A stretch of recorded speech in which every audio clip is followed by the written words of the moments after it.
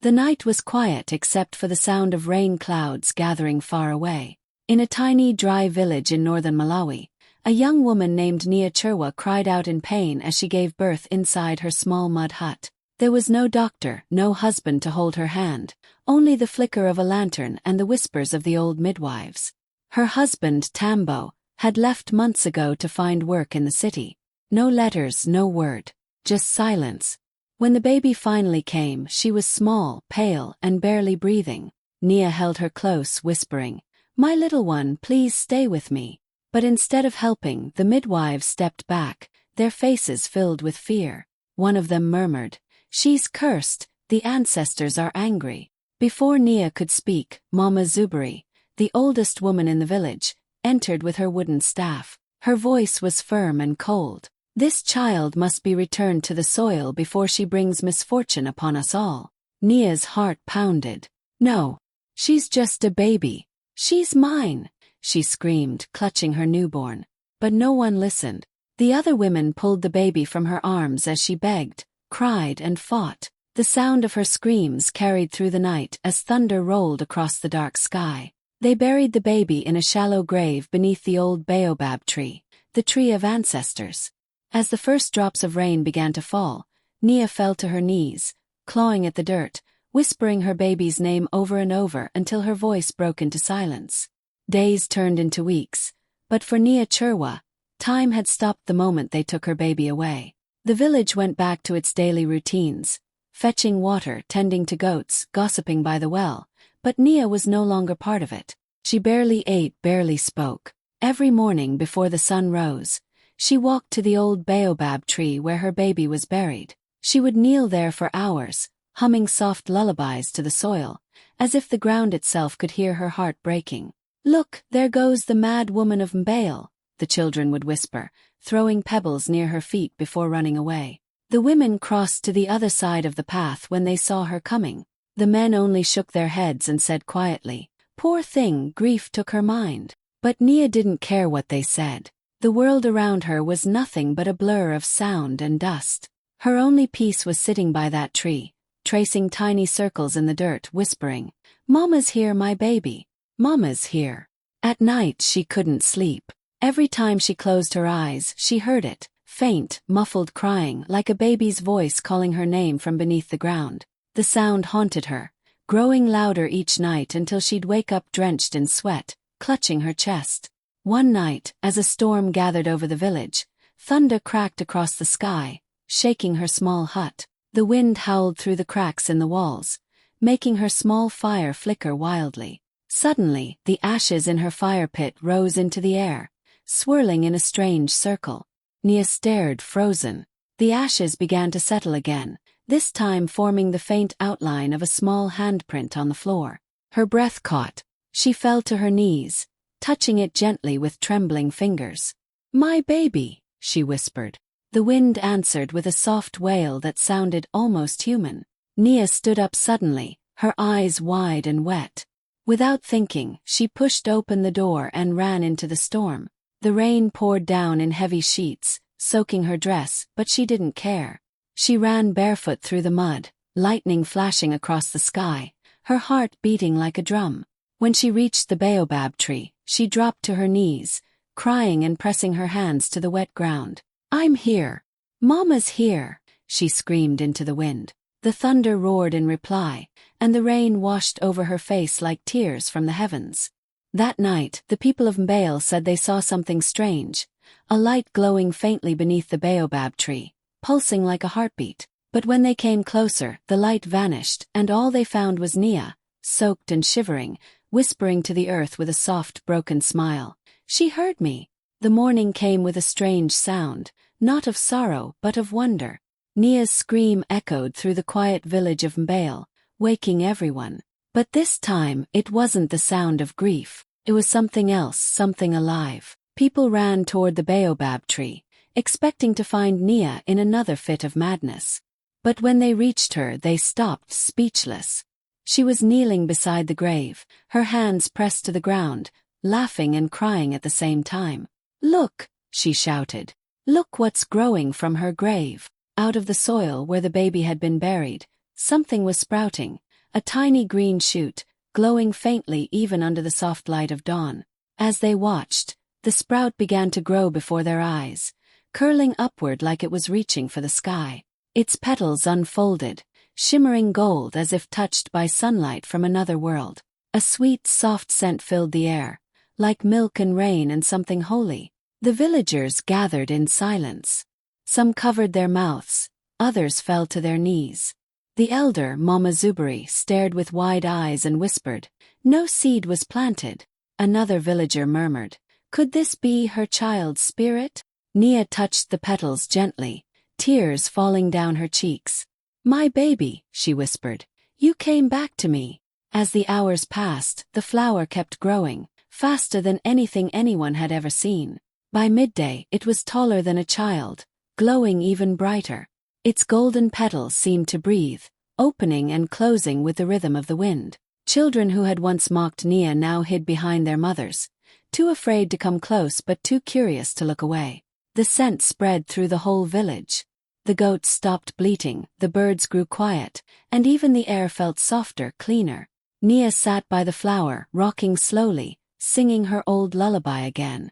Her voice was trembling but filled with peace this time, not madness. Then, just when everyone thought the wonder had ended, a faint sound came from the ground beneath the flower. It was soft at first, almost like the wind through grass. But as the villagers leaned closer, they heard it clearly, the gentle cooing of a baby breathing through the earth. Some screamed and ran. Others fell to their knees, praying. Nia stayed still, her eyes wide with tears. She placed her hand on the soil and smiled through her sobs. "She's here," she whispered. "She's alive." And as thunder rolled far in the distance, rain began to fall again, warm, sweet, and steady. For the first time in years, the land of Mbale smelled like life. The next few days turned the quiet village of Mbale into a battlefield of belief. Some said the glowing flower was a miracle, a sign from heaven. Others whispered that it was a curse, a punishment for what they did to Nia's baby. Everywhere Nia went, she could feel the stares. Some people bowed their heads as she passed, while others made the sign of protection with their fingers, afraid even to look her in the eye. Mama Zuberi, the old village elder who had ordered the burial, was furious. Her voice echoed through the marketplace as she shouted, "This thing is not from God. It will bring death to us all. Pluck it out before it spreads." Her words sent fear running through the people. Mothers pulled their children away from the baobab tree. The men whispered about digging it up again under the cover of night. But not everyone agreed. A young pastor named Elijah Moyo stood before the crowd one morning, holding his small Bible close to his chest. His voice was calm but strong. "And what if," he said softly, "this flower is not a curse but a gift? What if God has returned what we destroyed?" His words hung in the air like thunder waiting to strike. The villagers murmured among themselves, unsure what to believe. Nia didn't argue. She just stayed by the grave day and night, guarding it like a mother guarding her child. She sang softly, lullabies the baby would have heard if she had lived. The strange flower swayed with her songs, glowing brighter every time her voice rose.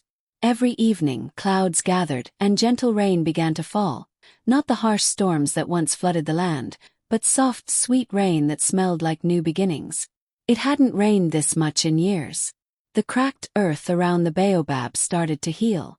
Little by little, green shoots pushed through the once dead soil. The villagers were stunned. Their fields, which had been dry and barren for years, began to sprout again. Maize, cassava, even wildflowers they hadn't seen in decades. The river that had turned to dust began to flow once more, clear and cold. Some called it the blessing of the rain child. Others still whispered it was witchcraft. But no one could deny what they saw. Life was returning. One night, when lightning lit the sky, Mama Zuberi came quietly to the tree. She watched Nia sitting there in the rain, singing to the glowing flower, and for a moment even she felt her heart tremble. She turned away and whispered to herself, "If this is a curse, then why does it bring so much life?" And from that night on, even the most fearful villagers began leaving small bowls of milk and honey near the baobab, offerings, not to appease anger, but to show respect to the miracle they could no longer explain. The night was calm, almost too calm. The rain that had blessed Mbale for weeks had stopped, leaving the air thick and heavy. Nia sat quietly beside the glowing flower, her hands folded, her lips whispering prayers into the night. The moonlight fell gently on her face as she hummed the lullaby she had sung every night since her baby's death. The flower swayed softly, glowing with that same golden light that seemed to breathe along with her song. Then she heard it, faint at first, a soft sound almost like a sigh. She froze, her breath catching. There it was again, tiny weak cry. It wasn't the wind, it wasn't the rain. It was a baby's cry, coming from beneath the ground. Nia's heart raced. She pressed her ear to the soil, her eyes wide with disbelief. "My baby," she whispered. The sound grew a little louder, like the earth itself was breathing. Without thinking, she began to dig. She tore at the dirt with her bare hands, crying and calling her baby's name.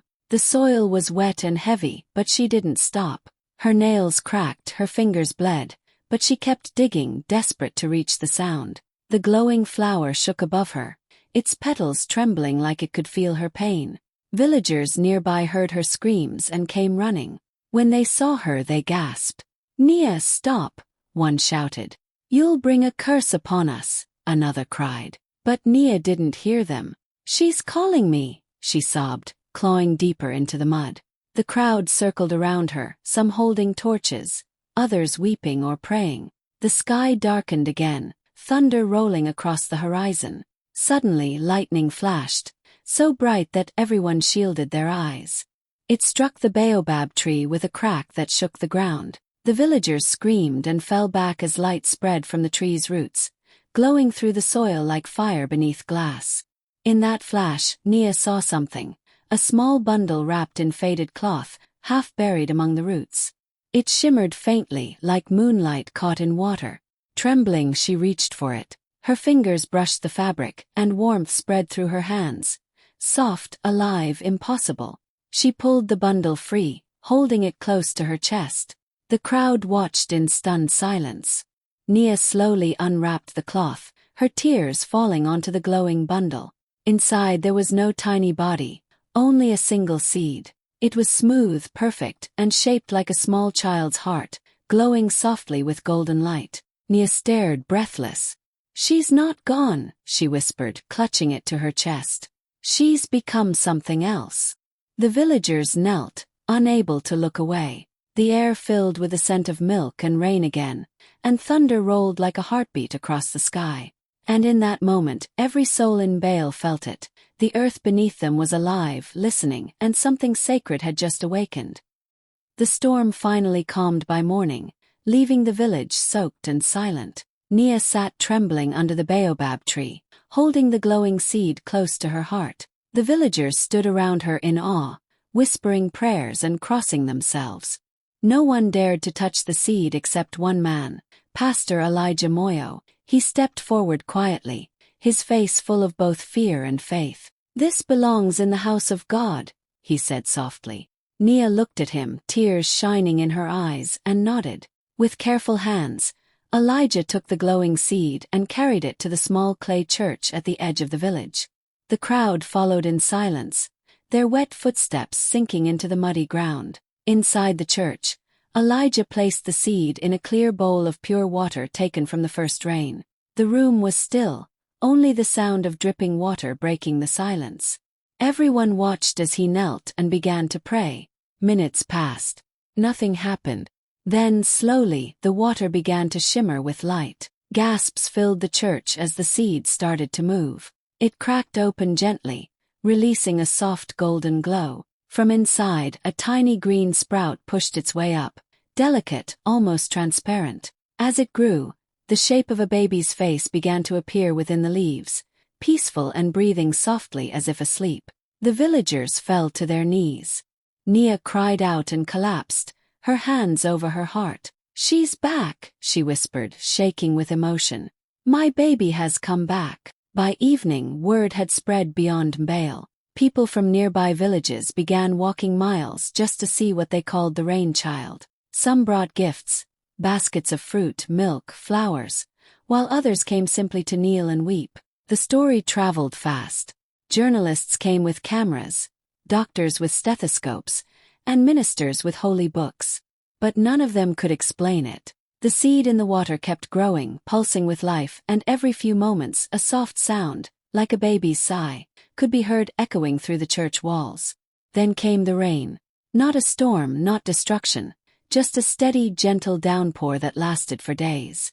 Rivers that had been dry for years began to flow again. The soil turned rich and dark, crops burst from the earth, and the famine that had nearly destroyed Mbale finally ended. People sang and danced in the rain, lifting their hands to the sky, shouting, "The rain child has blessed us."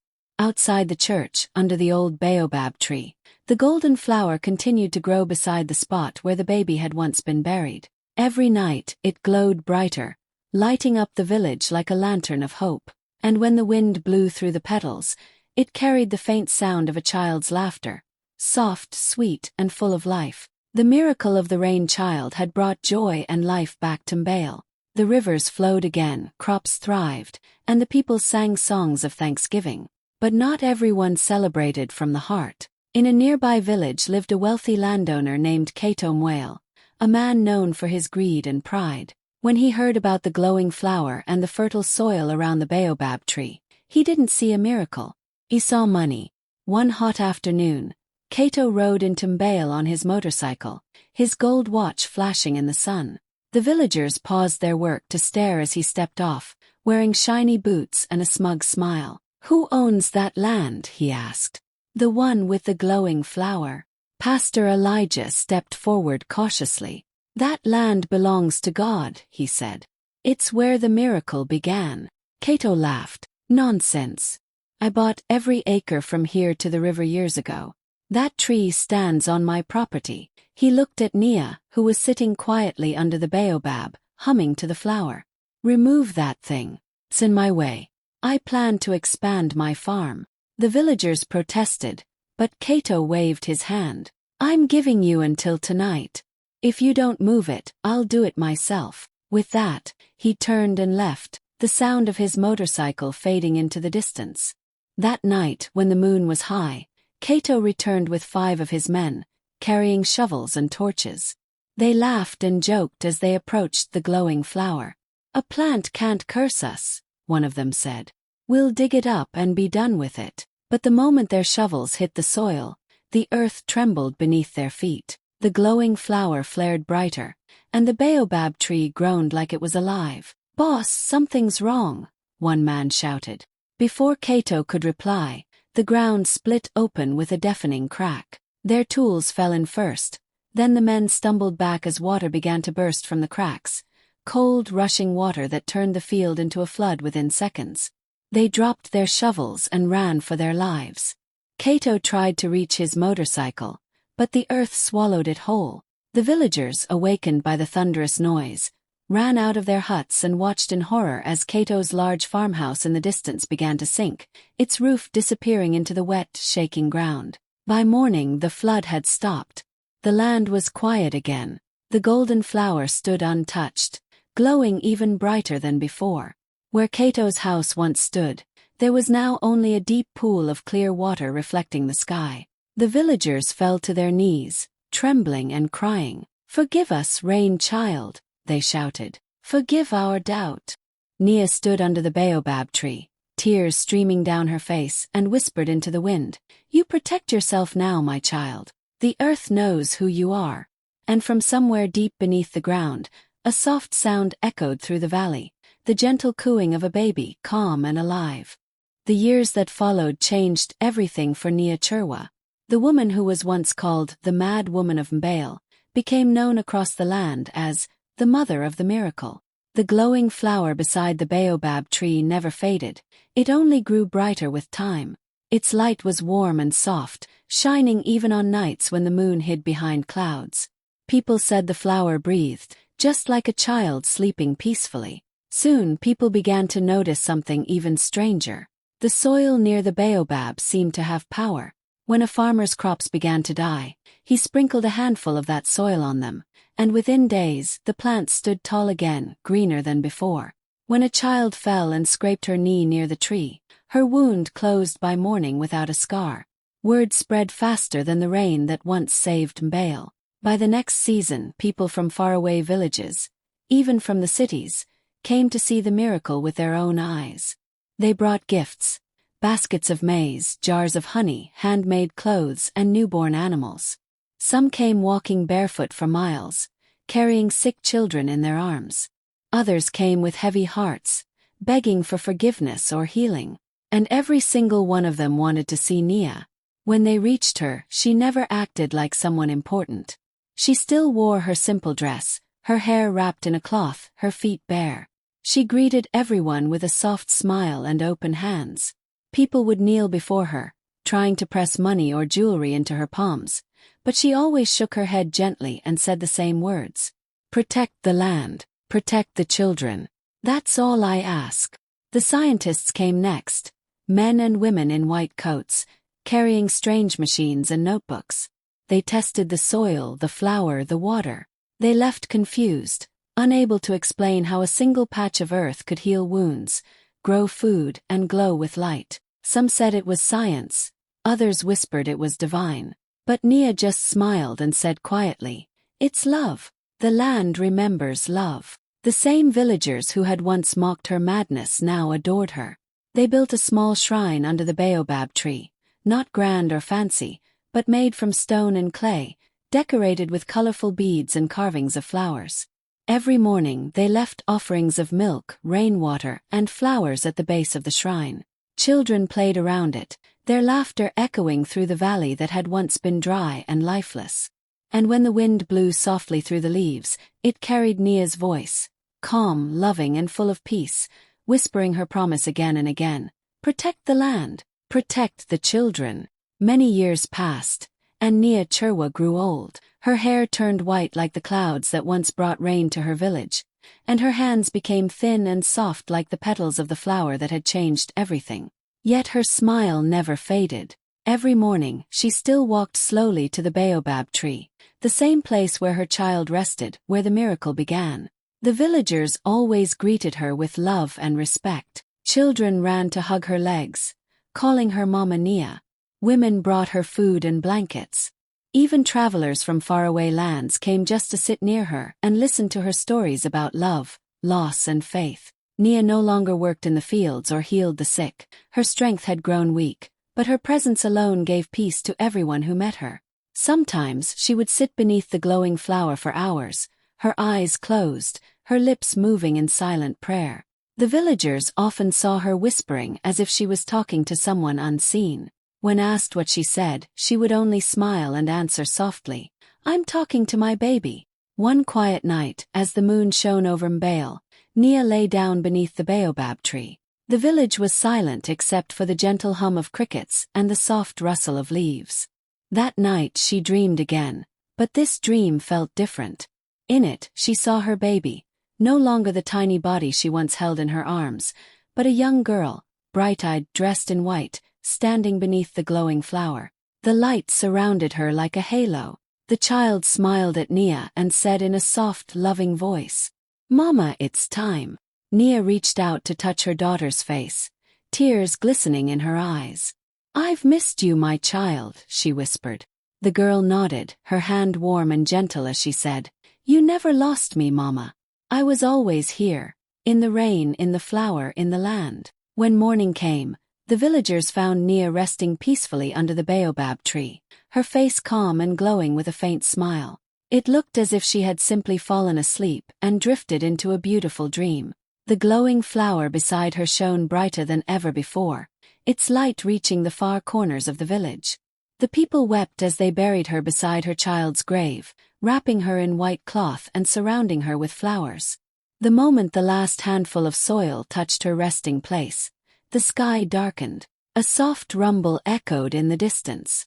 Then, slowly, the heavens opened, and a gentle rain began to fall. It wasn't a storm or a flood, just a steady, endless rain that soaked the earth and made everything bloom. Crops grew faster, rivers filled again, and children danced in the puddles, laughing through their tears. The people lifted their faces to the sky and whispered together, "Thank you, rain child. Thank you, Mama Nia." And from that day on, it never stopped raining in Bale, Not enough to drown, but enough to keep everything alive. The land, the people, and the memory of a mother's love, forever watered by heaven's tears. Years passed, and the flower still stood tall in the heart of Mbale. Its golden petals glowed softly every night, just as they had on the first day it appeared. The villagers no longer feared it. They called it the heart of the rain child. Even after many seasons, through storms and sunshine, it never withered. It was as if the spirit of Nia and her baby still lived within it, guarding the land and blessing it with life. The village that was once dry and hopeless had transformed completely. The ground that people once called cursed was now rich with green crops, fruit trees, and laughter. Children played around the baobab tree, their bare feet splashing in puddles left by the gentle, endless rain. Every time someone passed by the glowing flower, they paused. Some whispered prayers, some smiled, and some simply stood in silence, feeling peace wash over them. People from faraway towns traveled to see Mbale, now known as the Valley of Rebirth. They came not to worship, but to witness the proof that life could rise from pain, that love could turn tragedy into blessing. The villagers built a small stone path leading to the flower, lined with candles that burned every night. It became a place of hope, where mothers brought their children to pray, and elders came to remember Nia's courage. One afternoon, as the rain gently fell, Pastor Elijah stood before a group of young children under the baobab tree. His voice was soft but full of meaning as he said, "When cruelty buried innocence, faith made it bloom." The children listened, wide-eyed, their reflections shining in the wet earth. And as thunder rolled softly in the distance, a faint sound rose with it, a baby's laugh, light and pure, echoing through the valley like a blessing that would never fade.